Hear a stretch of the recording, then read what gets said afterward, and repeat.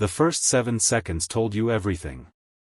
The studio's LED wall pulsed red and blue, the host flashed a TV smile, and Senator Tim Scott leaned into the mic with that practiced warmth that plays well in donor rooms. Then the camera cut to Denzel Washington, no grin, no polish, just the look of a man who'd run out of patience for pretty words. "Senator," he said, voice low enough to make the crowd lean in, "hope without honesty is a lie in a nicer suit." A gasp rolled across the audience like a small earthquake. Scott blinked, kept his smile up, tried to laugh it off. "Denzel, I love your films, but this is politics, not a script reading." The chuckles were thin. Denzel didn't flinch. "Exactly," he said. "So let's talk reality. You call it opportunity. The folks I grew up with call it overtime at 2 jobs and still choosing between rent and insulin." The host slid a hand toward the break button, producers waved off. Ratings felt like electricity. Scott straightened. "We're lifting people up." "Lowest unemployment," Denzel cut in, quick as a jab. "Numbers don't comfort mothers at funerals, Senator. Policy does. Where's the bill that makes the math less cruel?" A silence ballooned. Then applause, sharp, unscripted. The camera found a veteran in the second row nodding hard. Scott's jaw tightened. "We can't fix everything with government." Denzel's eyes didn't move. "No. But we can stop pretending pep talks are policy. You sell optimism like it's a cure-all, then blame the sick when it doesn't work." The host tried to reset, pivot to a safer question.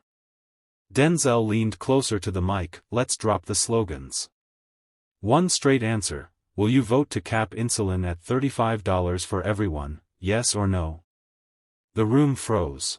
Scott inhaled. The smile slipped. "There are complexities, that's a no," Denzel said, and the audience erupted. Hashtags were born in real time. In under 30 seconds, the tone of the night had changed from polite to surgical. And Scott, for the first time, looked like a man who'd brought a slogan to a knife fight. Tim Scott tried to pivot to safer ground. "We need faith, family, and freedom," he said, cadence polished, palms open to the crowd. Denzel sat back, the hint of a weary grin crossing his face. "Faith without honesty is theater. Family without justice is a slogan. Freedom without truth?" He held Scott's eyes. "That's just another chain with better marketing." The audience murmured, then clapped, then fully roared. Scott pressed on. "People need hope, not bitterness." Denzel nodded once. "I agree. But hope without receipts is just noise. You flew here on a taxpayer-funded seat to tell a waitress working doubles she should smile more because opportunity exists. Where is it, Senator? Can she find it between childcare and a second shift?" Scott tried the Hollywood jab. "You live behind gates. You don't know." Denzel's answer landed like steel. "I know funerals. I know the cost of a missed copay. And I know gaslighting when I hear it. You can't call people resilient while making the hurdles higher and the nets thinner." A beat. Denzel reached under the desk, lifted a folder. "Receipts. Your voting record, against capping insulin in 2022, against extended SNAP during the pandemic, against rental relief that would have kept families housed." He tapped the paper. "You speak of dignity, you vote against it." The host looked stunned, the control room fed split screens, Scott's face tightening, Denzel's eyes bright with that calm fury audiences recognize from a lifetime of roles, except this time it wasn't performance. "Senator," Denzel said, softer now, more dangerous, "if your opportunity plan works, why are waiting rooms fuller and payday lenders richer? Why are food pantries lining blocks in your own state?" Scott started, "That's not a fair. Denzel leaned forward. "Fair is the mother who skipped meals so her kid could eat, then watched this town congratulate itself for expanding choice. The truth is simple, you sell optimism because it's cheaper than solutions." The crowd stood. The host's eyes darted to the clock. The night had slipped from civility into consequence. The control room's audio meters spiked as the audience fed on the friction. Scott squared his shoulders. You're attacking me, not ideas. Denzel shook his head. I'm attacking the costume. You put on Unity like a tailored suit and ask people not to notice the bill they can't pay. Scott raised his voice. I came from nothing. I worked. Denzel didn't blink. Respect. But leadership isn't telling the next kid to climb the same burning ladder. He turned to the crowd. We all know the speech, I made it, so can you. But when the rungs are broken, that's not inspiration. That's cruelty with better lighting. Gasps, then a low rumble of agreement. Scott pointed. So what, big government fixes everything? Denzel smiled, humorless. No. But big courage tells the truth. Corporations price gouge, wages stagnate, and politicians cut ribbons while cutting lifelines. He glanced at the camera. If you're watching at home and you're tired of being told your pain is a character-building exercise, yeah, me too. The host tried to wedge in a commercial. The producer's voice buzzed in his ear, write it. Denzel slid the folder closer to Scott. Page 12, your donors this quarter. Insulin manufacturer on line 4. Payday lending pack on line 9. You don't need to answer me, Senator. Just answer them. Scott's jaw tightened. This is slander. Denzel's tone went quiet, dangerous. No. It's public record.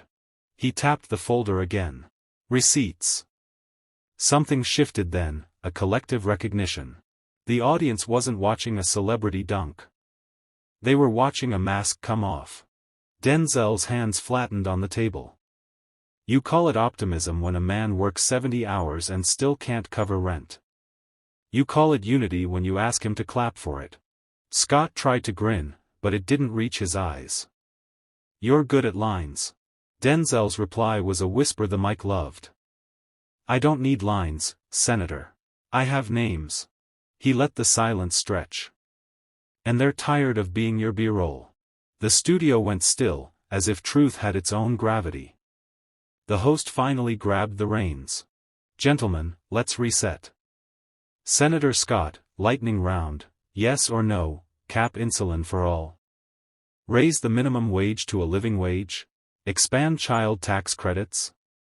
Scott frowned. These are complex. Denzel lifted a finger. Complexity is the last refuge of a politician cornered by clarity. The audience laughed, dark, appreciative. Scott bristled. This is a setup. Denzel shook his head. No. This is what accountability sounds like when you're used to applause. He turned to the crowd. We keep hearing that people just need better choices. But it's hard to choose when every option is a paywall. Scott tried to rally. I believe in the American dream. Denzel's eyes softened, and that hurt more. So do I. I just refuse to sell it as a lottery ticket. He angled toward camera 2. If you're home counting tips, if your kid's inhaler costs more than your car payment, if your landlord calls more than your doctor, hear me, you're not failing. The system is. A woman in the front row wiped tears. The host cleared his throat, sensing a moment that would go everywhere by morning. Scott leaned in, voice sharp. So what are you then, Denzel? An activist? An economist? Denzel's answer was a hammer wrapped in velvet. I'm a citizen who refuses to be gaslit by a smile. The control room pushed a trending banner, #MaskOffScott. Phones glowed across the bleachers. Scott shook his head. This is a circus. Denzel's lips twitched. No, Senator. A circus is where people pretend to tame lions. This is where the lion remembers. The host, half grinning despite himself, tried one last pivot.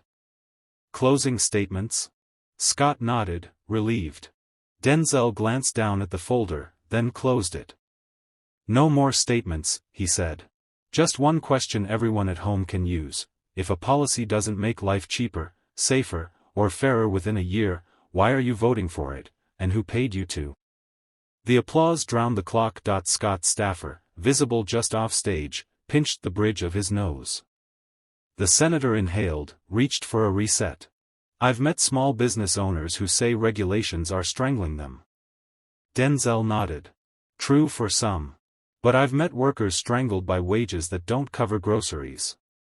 Here's the trick, Senator, you only quote one side. Scott bristled. I represent all Americans. Denzel's brows rose. Then represent the cashiers you step past at fundraisers. He flicked a glance at the host. We love to televise redemption, rags to riches, hardship to hero, but we never televise the months landlords wave mercy or the hours nurses cry in their cars. The audience quieted. Denzel lowered his voice. I grew up on sermons about truth. Not comfort, truth. And the truth tonight is simple. You built a brand out of optimism while voting against the bridges that let people cross from struggle to stability. He tapped the desk. I'm not mad at your story. I'm mad at the way you weaponize it against everyone else's. Scott tried a laugh. It came out brittle. You really think you can bully me? Denzel's eyes chilled. No. I think the facts already did. He slid a single page across. Your committee took 3 meetings with a lobbying group fighting the insulin cap. Then you told a diabetic veteran at a town hall that markets will solve it. He died 2 months later. Markets didn't make the call to his mother. Humans did. A bolt of silence. The host swallowed. Scott's face tightened. That's a cheap shot. It's a receipt, Denzel answered. And I brought a stack. He pushed the folder aside. But we don't need paper to see the pattern. We can watch the way your answers get longer when the question can be answered in a word. The crowd erupted again. Scott's eyes flicked to the exit sign. Denzel didn't chase, he settled back, voice suddenly calm. You want optimism? Here it is, the moment Americans stop buying slogans, real work begins. Tonight is that moment. The applause sounded different now, less entertainment, more verdict. The host announced, last word, but the room already knew whose it would be. Scott cleared his throat.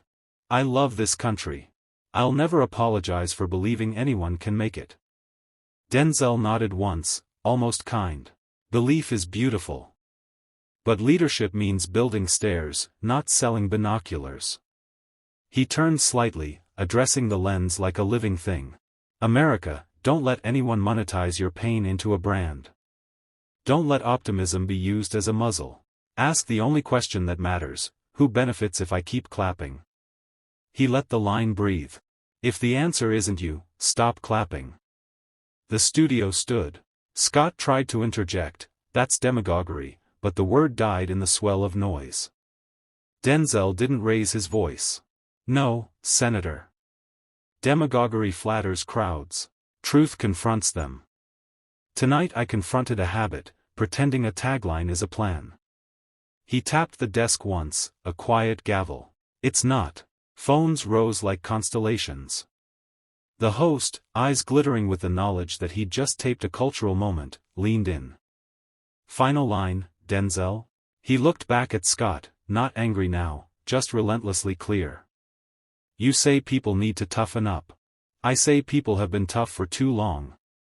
Your job is not to test their resilience, it's to reduce their suffering. Start there, or stop pretending you're serving anyone but yourself. The words landed like steel. Scott stared down, searching the paper in front of him for a line that wasn't there. The clock hit 0. The theme music swelled. But the audience didn't move, as if leaving would betray the gravity of what they'd witnessed. Backstage, producers high-fived. Online, the clip detonated. Hashtag mask off Scott. Hashtag receipts. Hashtag stop clapping. By midnight, think pieces would sprout. By morning, staffers would draft statements. None of it would change the feeling people carried to bed. For once, on live television, someone refused to sell them comfort and chose truth instead. And the senator who built a career on applause had finally met the one crowd that wouldn't clap on command. The brake light flashed red, but nobody breathed. Floor managers whispered into headsets, the band held their instruments midair, and the studio audience sat frozen between outrage and awe. Tim Scott's comms director sprinted in from the wings with a tablet and a pale face. "Senator, pivot to optimism, hit faith, family, freedom, smile." He nodded mechanically, then glanced toward Denzel like a boxer who just found out the bell doesn't save you. The host tried to pour water on a grease fire. "We'll return in 10, 9, a producer hissed. "Ride it, numbers are spiking." When the on-air sign slammed back to life, the camera found Scott first. He drew in a breath, pasted on a TV grin. "Look, I respect Mr. Washington. But America needs solutions, not attacks. Where I come from, personal responsibility." Denzel didn't wait. He leaned into the mic, voice cool to surgical. "Who's personally responsible for a $600 insulin refill?" A ripple shot through the crowd. He didn't blink. "Name him." Scott faltered. "That's not. Because if the answer is the market," Denzel continued, "then stop scolding single moms like they set the prices." Applause detonated. The camera jumped to a veteran in row 3 wiping a tear with the back of his hand. Scott stiffened, retreating to the safest cul-de-sac he knew. "I believe in the American dream." "So do I," Denzel said, almost gentle. "I just refuse to sell it like a scratch-off." He slid the folder half an inch, letting the gesture land. "Receipts, Senator. You voted against capping insulin, against expanding the child tax credit, against rental relief. Then you went on TV and told folks to be tougher." He paused, the silence heavy as stage weight. "They're already tough. Your job is to make life fair." The host reached for calm. "Senator, 30 seconds. Scott's smile frayed. "We can't spend our way out." "Spare me the bumper sticker," Denzel cut in. "We write blank checks for corporations, then hand out sermons to cashiers. That's not principle. That's PR." Phones rose like stars. The hashtag Stop Selling Dreams began to climb in real time on the studio ticker. Scott tried the Hollywood jab again. "You don't understand policy, Denzel." Denzel's answer was quiet, lethal. "I understand consequence." He turned to camera 2, speaking to the living rooms. "Here's a test for every promise you hear tonight. Does it make anything cheaper, safer, or fairer in a year? If not, it's theater. And you've bought enough tickets." The crowd stood as one. Scott stared at the desk, fingers drumming a frantic rhythm that never found time. Offstage, his comms director mouthed rap. Denzel didn't gloat, didn't smile. He simply folded the folder shut, case closed without saying the words. The eruption in the studio refused to die down. Even during the commercial break, the audience was buzzing like a swarm of bees. Producers whispered furiously into headsets, one shouting, "Cut to wide shots, don't let his face linger too long." But Scott sat motionless, his jaw tight, eyes fixed on the folder Denzel had just closed with surgical calm. When the lights blinked back to live, the host leaned in, desperate to regain control. "Gentlemen, this is a debate, not a trial." Denzel didn't miss a beat. "Then stop calling it leadership when it looks like salesmanship." His tone was razor-sharp but never raised, the kind of voice that cuts deeper for its restraint. The audience roared again, forcing Scott to lean forward, veins taut in his neck. "This is politics, Denzel, not a movie set. We can't act our way through these problems." Denzel smirked slightly, tilting his head. "Then why do you keep reading from a script?" He tapped the desk softly, 3 beats, like a metronome counting down Scott's composure. "Faith, family, freedom. Great words. But words don't pay rent. Words don't refill an empty fridge." Gasps spread like wildfire. Scott's hand shot up in protest. "I'm talking about values." "Values without action are just slogans," Denzel snapped back, his voice rising for the first time. He pointed toward the crowd, then toward the cameras. Tell them why the richest nation on earth has kids doing homework by candlelight because power got shut off. Tell them why a soldier's widow has to set up a GoFundMe for medical bills. Don't preach values while you vote against theirs. The audience was on its feet again, some clapping, some shouting, the tension raw and electric. A student in the front row cupped his hands and yelled, "Answer him." The cameras caught Scott blinking hard, caught off guard. The host tried once more to wrestle the steering wheel. "Senator, can you respond directly to that point?" Scott's voice cracked slightly as he forced words through. "We cannot turn America into a welfare state. That path destroys ambition." Denzel leaned closer, eyes locked on Scott's. "Ambition isn't the problem. Exploitation is." His words landed like hammer blows. "I came from nothing, Senator. I know ambition. What I don't know is why working 3 jobs still can't cover rent. That's not laziness, it's arithmetic." The silence after that line was suffocating. The crowd didn't cheer immediately, they let it hang, absorbing every syllable. Then, like thunder delayed after lightning, applause broke so loud the cameras shook. Offstage, producers were grinning nervously, ratings were skyrocketing.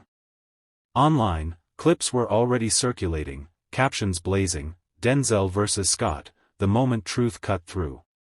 Scott tried one last lifeline. "I fight for every American dreamer." Denzel looked at him, unblinking. "Then stop selling nightmares dressed as dreams." The audience lost it. The words ripped through the studio like an explosion, leaving Scott slumped back in his chair, searching for an exit that wasn't there. The debate had reached a fever pitch, and the studio felt more like a boxing ring than a stage for political dialogue. Tim Scott, visibly struggling to regain his composure, leaned forward in his chair and tried to counter with a carefully rehearsed talking point about building bridges, not walls of division. But Denzel wasn't buying it, and neither was the audience. He chuckled softly, leaning back with that disarming mix of charm and sharpness. "Building bridges?" Denzel repeated, his tone dripping with mock disbelief. "Brother, you've been standing on the sidelines holding the ribbon while other people do the work. You call that leadership?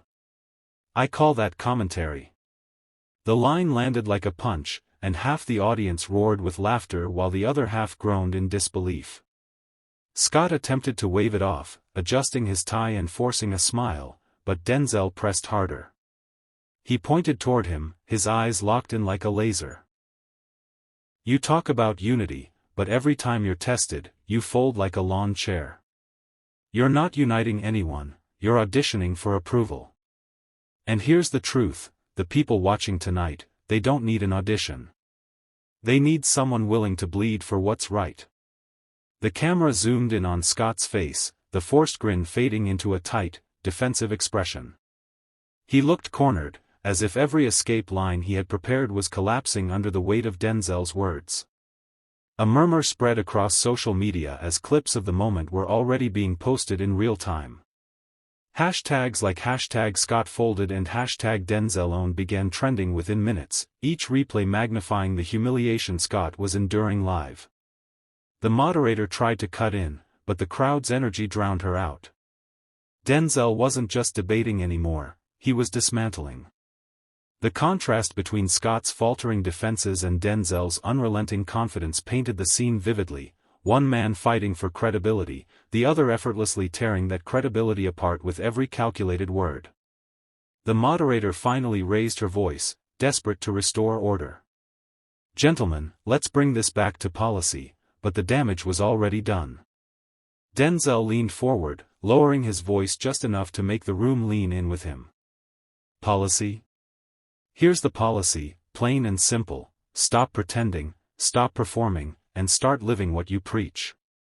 Until then, this whole act is nothing more than theater." The studio erupted. Some cheered wildly, others booed, but all eyes were glued to Scott, who sat frozen, shoulders slumped, lips pressed thin as though he had just swallowed something bitter.